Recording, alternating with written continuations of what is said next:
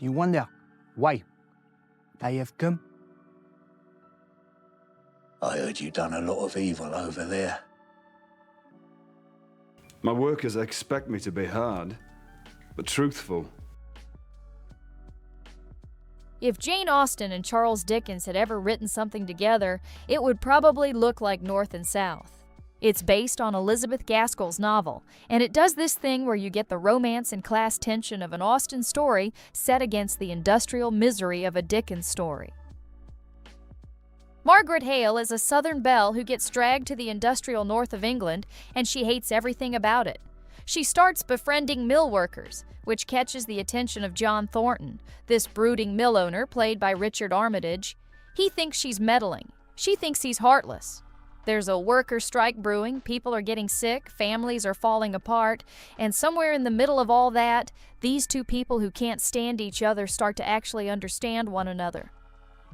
The romance here is earned. You watch them fight and argue and slowly realize they've been wrong about each other. By the time anything actually happens between them, you've been waiting for it. Reese Witherspoon doing a British period piece sounds like a risk, and it kind of was. She plays Becky Sharp, a character from William Makepeace Thackeray's novel. She's an orphan during the Napoleonic Wars who decides she's going to charm and manipulate her way to the top of society no matter what it costs. And it costs her a lot. That's the thing about Becky. She's so focused on climbing the ladder that she doesn't notice she's losing everything that actually matters along the way. Witherspoon plays her as someone who's always performing, always calculating the next move, and it's weirdly fun to watch even when she's doing terrible things. Witherspoon is surrounded by British talent. James Purefoy, Gabriel Byrne, Jim Broadbent, and she holds her own. It's not the kind of role you'd expect from her, but she pulls it off. Tom Hardy co-wrote this show with his father. That's not usually the first thing people mention about it, but it tells you something about the project. This wasn't just a job for him. Hardy plays James Delaney, a man who returns to London after being presumed dead off the coast of Africa. He comes home to find that the shipping empire he inherited from his father is being picked apart by enemies, including the East India Trading Company. So he assembles a crew of degenerates and sets out to rebuild it as a rival operation. Then he figures out his father was murdered and the show gets darker. There's revenge, there's conspiracy, there's violence, and there's something else going on too. The show has these supernatural elements running through it, and Hardy plays Delaney like a man who came back from Africa changed in ways that nobody quite understands. It's strange and violent and unlike most period dramas you'll see. This is a show about brothels in 18th century London, and it was created by two women. That second part matters. Margaret Wells runs a brothel, and she's trying to protect her daughters and fend off a rival madam played by Leslie Manville. It's based on a true story, and most of it is about survival. Making money, avoiding enemies, keeping your people safe in a world where the options for women like these were pretty limited.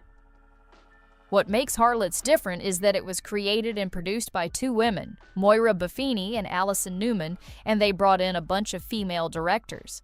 So when there are sex scenes, and there are plenty, they don't feel like they're there for the audience to ogle. They feel like part of what these characters' lives actually looked like. That's a different show than you'd get if a bunch of guys made it.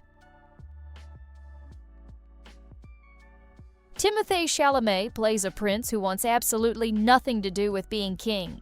He's been living among ordinary people, staying as far from royal life as he can manage. Then his father dies, and he has no choice anymore. The movie follows Henry V becoming the ruler of England even though he has no idea what he's doing. He doesn't know the politics, doesn't know how to manage a court, doesn't know how to lead an army into war. And the film doesn't pretend he figures it all out right away. It's uncomfortable watching someone get handed that much power when they're clearly not ready for it. Chalamet plays him as genuinely uncertain, not as some secret genius waiting to emerge. The battle sequences are brutal, the period detail is solid, and the whole thing feels heavier than most movies about kings. Most British period dramas don't put you on actual ships. This one does. It's based on the C.S. Forester novels about a young man who joins the Royal Navy during the Napoleonic Wars. You follow Hornblower from his early days getting hazed as a midshipman, through his trials as a lieutenant, all the way to commanding his own ship. The series shows you how that process turns him into the officer he becomes. Here's something people don't always know. When Gene Roddenberry was pitching Star Trek to the studios, he described it as a space-age Captain Horatio Hornblower. These books were the model for Kirk, for the Enterprise, for that whole style of adventure storytelling. So if you've ever wondered where that stuff came from, this is the source material. The series uses practical ships and real locations, which gives it a texture that CGI can't replicate. When there's a battle at sea, it feels like an actual battle at sea. The score is great, the character work is solid, and it holds up way better than you'd expect from a series that's almost 30 years old. There's a family living in an actual abandoned castle in the English countryside, which already sounds ridiculous, but it gets better. The father is a writer. He wrote one successful book and then he just stopped. Hasn't written a single word in 12 years. The older sister, played by Rose Byrne, has decided that her only way out of this situation is to marry someone with money. That's her entire plan. Meanwhile, the younger sister Cassandra, played by Romola Garai, is watching all of this happen and trying to figure out what she's supposed to do with her own life. The whole thing is set in England right before World War II, so there's this sense that everything is about to change, whether they're ready or not. When their landlord shows up and Rose Byrne's character decides he's going to be her ticket out, Cassandra has to figure out her own path. It's a coming-of-age movie, basically, but set in this weird, beautiful, falling-apart world with a cast that has genuine chemistry. Nobody talks about this film, and I don't understand why. This is a true story, and the setup is insane. 2 soldiers get dropped into Czechoslovakia during World War II with one job: assassinate Reinhard Heydrich. If you don't know who Heydrich was, he was one of the highest-ranking Nazis in the entire regime, just 2 steps below Hitler himself. And these 2 guys, played by Cillian Murphy and Jamie Dornan, have to take him out with almost no resources and barely any intelligence about what they're walking into. The whole movie has this tension running through it because you know what's at stake. If they fail, it's not just their lives. There will be massive retaliation against civilians. The Nazis didn't mess around with that stuff, so you're watching these 2 men try to pull off something nearly impossible, knowing that failure means catastrophe for everyone. Cillian Murphy and Jamie Dornan are both doing great work. The whole thing is well made, and it just didn't find an audience. Part of that might be because it's not an easy watch. There's no feel-good ending waiting for you. These were real people who knew they were probably going to die and did it anyway, because the mission mattered. That kind of story doesn't always sell, but it's worth seeing. Charles Dickens wrote the original novel with intentionally slow pacing, because he wanted you to feel how numbing the English legal system was. A court case in Victorian England could drag on for years, sometimes decades. People's entire lives would get eaten up waiting for a resolution that might never come.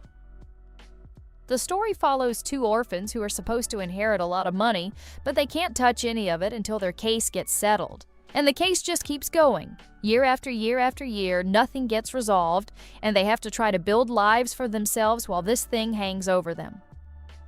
The miniseries has Carey Mulligan, Charles Dance, and Gillian Anderson. It's full of strange characters and weird atmosphere, and even though the source material is deliberately slow, the show actually pulls you in. If you've ever bounced off Dickens because the books feel too dense, this might be the way in. There's a true story about Queen Victoria that her own household tried to erase. After she died in 1901, they burned the letters she'd exchanged with a young Indian clerk named Abdul Karim. They wanted no record of their friendship. Judi Dench plays Victoria preparing for her Golden Jubilee, completely bored by all the ceremony. Abdul arrives to help with the festivities and somehow becomes her closest companion. He teaches her Urdu, introduces her to curry, and the court absolutely hates it. It's like Harold and Maude set in Buckingham Palace. The movie only exists because someone found Abdul Karim's diary decades later. They reconstructed the whole story from his side since Victoria's letters went up in flames. Whatever those two had going on, it was threatening enough that people wanted it erased from history.